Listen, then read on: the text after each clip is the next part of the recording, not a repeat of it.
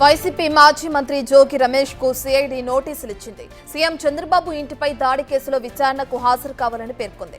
అయితే ఇవాళ విచారణకు హాజరు కావాలని నోటీసుల్లో పేర్కొంది. సీఎం చంద్రబాబు ఇంటిపై దాడి కేసులో జోగి రమేష్ కు నోటీసులు ఇచ్చారు. విచారణకు వచ్చేటప్పుడు ఆధారాలు తీసుకురావాలని తెలిపారు. అగ్రిగోల్డ్ భూ కుంభకోణంలో జోగి రమేష్ కుమారుడు అరెస్ట్ అయి బెయిల్ మీద ఉన్నారు. చంద్రబాబు ఇంటిపై దాడి కేసులో జోగి రమేష్ ఇప్పటికే 3 సార్లు విచారణకు హాజరయ్యారు.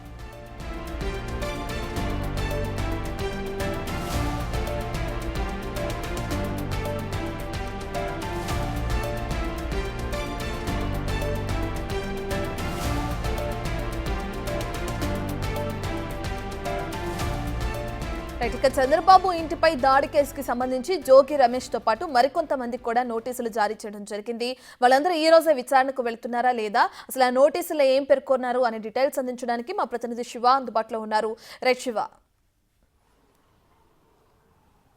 మొత్తం మీద చూసుకుంటే చంద్రబాబు నివాసంపై దాడి ఘటనకు సంబంధించి కూడా సిఐడి దర్యాప్తు వేగవంతం చేసింది. ఇప్పటికే సిఐడి ఎదుట 3 సార్లు విచారణకు హాజరై వివరణ ఇచ్చిన జోగి రమేష్ తాజాగా మరోసారి విచారణకు రావాలని చెప్పి సిఐడి అధికారులు నోటీసులు జారీ చేశారు. దీంట్లో ప్రధానంగా చూసుకుంటే చంద్రబాబు నివాసంపై ఎందుకు దాడి చేయాల్సి వచ్చింది, దాడి చేయడానికి గల ప్రధానమైన కారణాలు ఏంటి, మీకు దాడి చేయమని ఎవరు సూచన చేశారు, ఎవరు సలహా ఇచ్చారు, ఎవరు డైరెక్షన్ చేశారు, అలాగే అప్పుడు మీరు చంద్రబాబు నివాసానికి వెళ్తున్నప్పుడు దాడికి సమయంలో ఏ సెల్ ఫోన్ వాడారు, ఆ సెల్ ఫోను, ఆ సిమ్, ఆ డేటా మొత్తం కూడా ఇవ్వాలని చెప్పి నోటీసులో పేర్కొన్నట్టు తెలుస్తాం. ఇప్పటికే 3 సార్లు సిఐడి అధికారులు ఎదుట విచారణకు హాజరైన జోగి రమేష్ మాత్రం సెల్ ఫోన్ ఇవ్వడానికి నిరాకరించారు. ఆ ఫోన్ లేదు, ఆ సిమ్ వాడట్లేదు, ఆ నెంబర్ లేదని చెప్పి రకరకాలుగా సాకులు చెప్పిన పరిస్థితి కనిపించింది.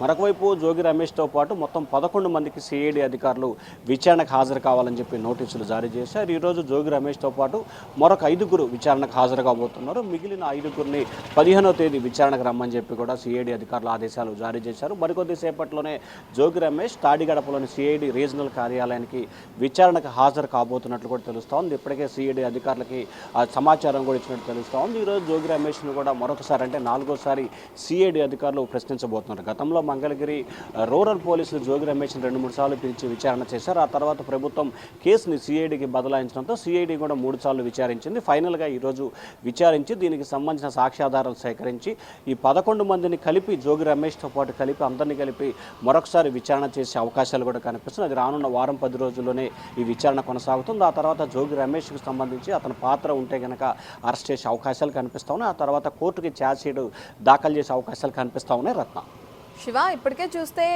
జోగి రమేష్ కుమారుడికి సంబంధించి ఇంతకు ముందు గతంలో మనం అగ్రిగోల్డ్ భూములకి సంబంధించి ఏదైతే ఇష్యూ జరిగిందో దానికి సంబంధించి అతనికి బెయిల్ మీద బయట ఉండడం కూడా మనం చూస్తున్నాం. ఇప్పుడు జోగి రమేష్కి ఆ విచారణకి రావాలని 4వసారి పిలవడం కూడా దానికి సంబంధించిన నోటీసులు జారీ చేయడం కూడా చూస్తున్నాం.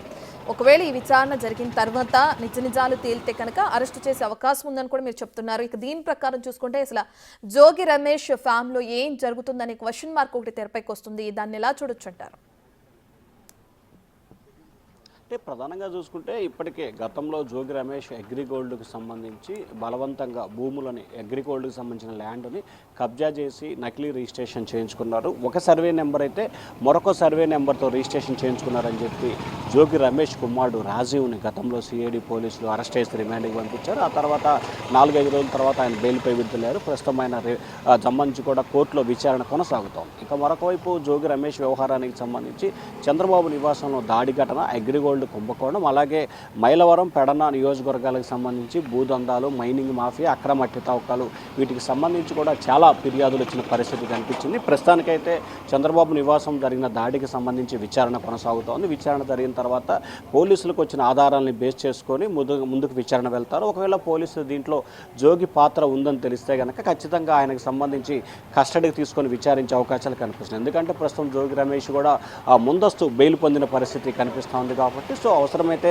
కస్టడీకి తీసుకునే అవకాశం అయితే ఉంది, కానీ ఈ కేసులో ఇంకా అరెస్ట్ చేసే అవకాశం, ఎందుకంటే ఆయన ఆల్రెడీ పూర్తి స్థాయిలో బెయిల్పై కూడా ఉన్నారు కాబట్టి ఇంకా అరెస్ట్ చేసే అవకాశం లేదు ఈ కేసుకు సంబంధించి.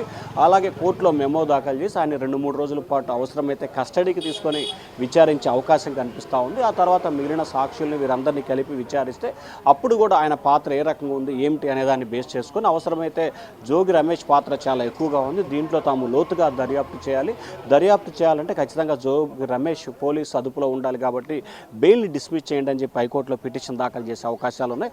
అప్పుడు హైకోర్టు ఇచ్చిన డైరెక్షన్ ప్రకారం కూడా పోలీసులు ముందుకెళ్లే అవకాశాలు కనిపిస్తూ ఉన్నాయి.